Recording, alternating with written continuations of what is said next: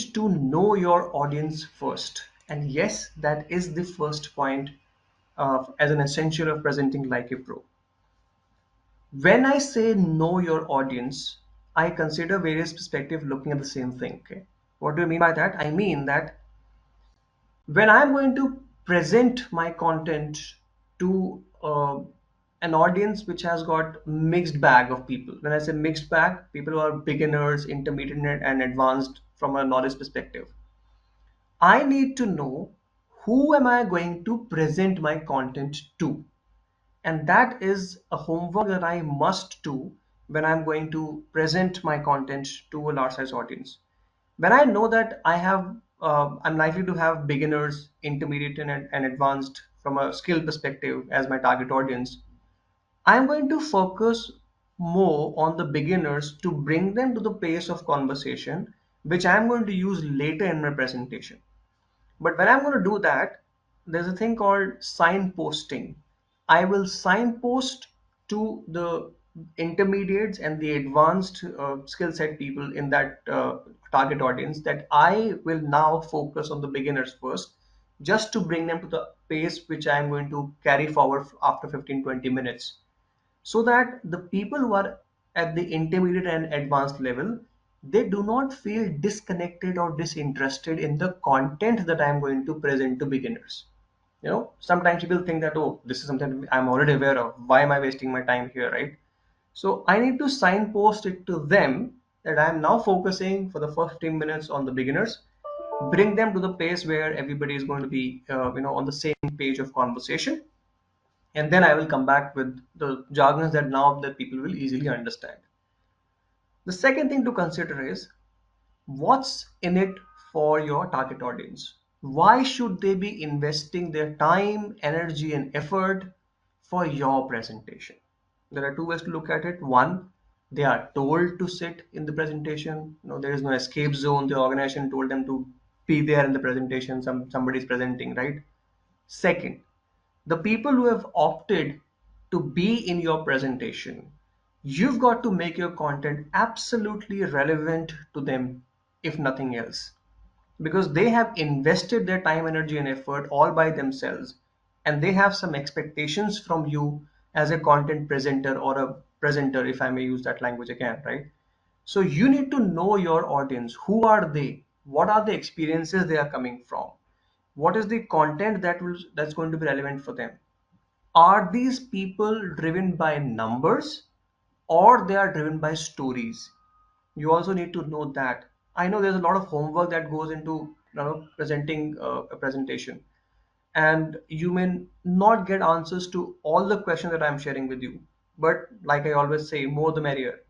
So take a look at it, know your audience to the core, and then start creating your presentations, right? Okay, define your purpose.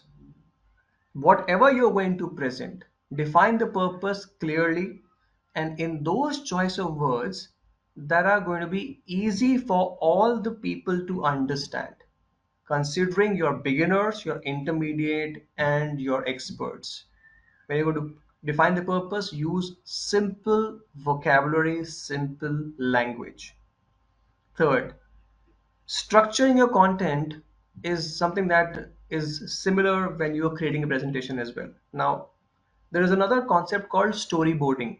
Okay, storyboarding, what does that mean? And that's how you create a structure. Okay, storyboarding is a visual reminder of how your content is going to flow when you're going to present it to your target audience. That is how you should be structuring it. So I'll give an example. uh, when you're going to open your presentation, when you're going to start presenting, you're going to talk about who you are, your agenda, your key takeaways, and so on and so forth. So if I were to storyboard the way it's going to look, I will put a picture, okay, picture of an objective there. So I will go maybe a dartboard or something those lines. I will just put a picture there and I'll say, okay, introduction, right? That's the first step.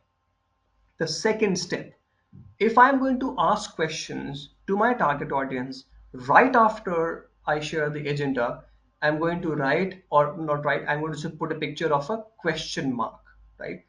These are visual signs that are going to help me understand how to structure my content.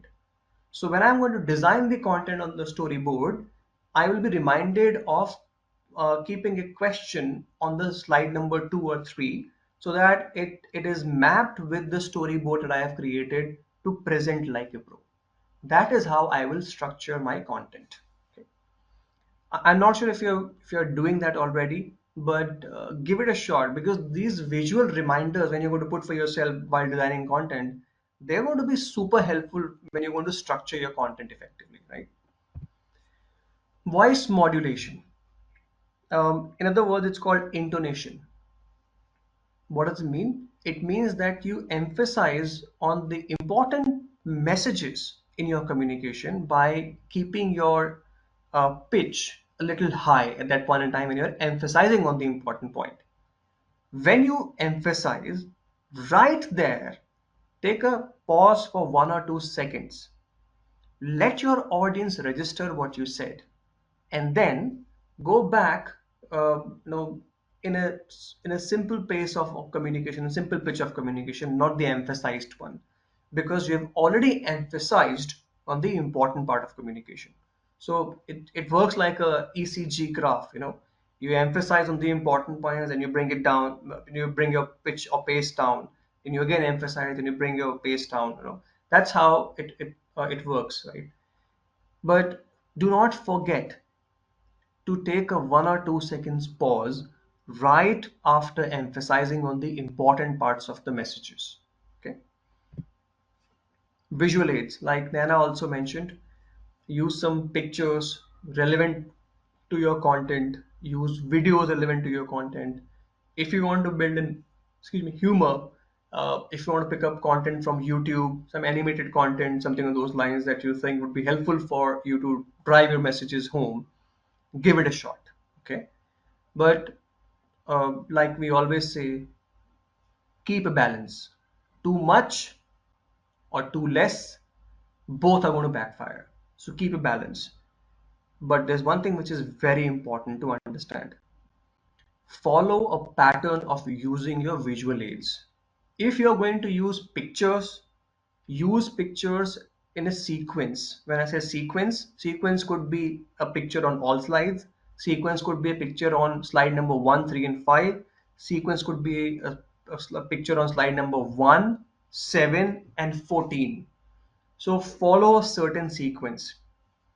Second, if you're going to use a blend of pictures and videos together, again follow that sequence or a pattern of arrangement of your pictures or videos. If you're going to use pictures, videos, and elements from Canva, ensure that you are using a mix of all in a pattern that is visible for people to understand that when you were creating content, you did put attention to detail while using these visual aids. And the people who are presenters, if they are a part of your target audience, they will certainly pay attention to the way you're going to use pictures, videos, and images, right? So keep a note of that. Okay. Readability, like Annette mentioned, use the font size and the type of font simple for people to read from a distance. Okay. Distance, when I say distance, I'm referring to a distance which is called the readability index. So let's say the font size up from 11 to 14 is readable from, I think, 1.5 feet, if I'm not wrong, 1.5 feet, depending on the person's eyesight as well. But it is readable from 1 feet, right? It is one of those things that, when you go to an ophthalmologist, he would put a glasses on your face and then you say, okay, read it from that far away. That's called readability. So use text font readable for your people. Do not use any font size which is going to make the text illegible for people to use to read. Okay, so don't do that. Next point, let's move to the point number 7. Audience engagement. I've discussed about it, and I've also given you two tools, Slido and Mentimeter, that you can use. Otherwise, you can use polls on MS Teams, or if you're using any internal tool for your meetings, See if there are methods for you to create rooms or create engagement or create polls on that particular software. If at all this is not possible, try to engage with the people in the audience by calling out their names, asking questions, throwing questions back to the audience if you are asked one, and take their opinion on the question that they are asking as a group. That is called a method of brainstorming, right? So you can brainstorm with the target audience right there when you are asked a question. This is a fabulous way to engage people, and it works all the time, by the way. Managing your stress and nervousness, if you ever feel any of these.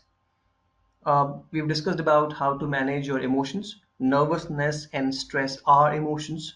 So try to use those ways where we've discussed about managing emotions.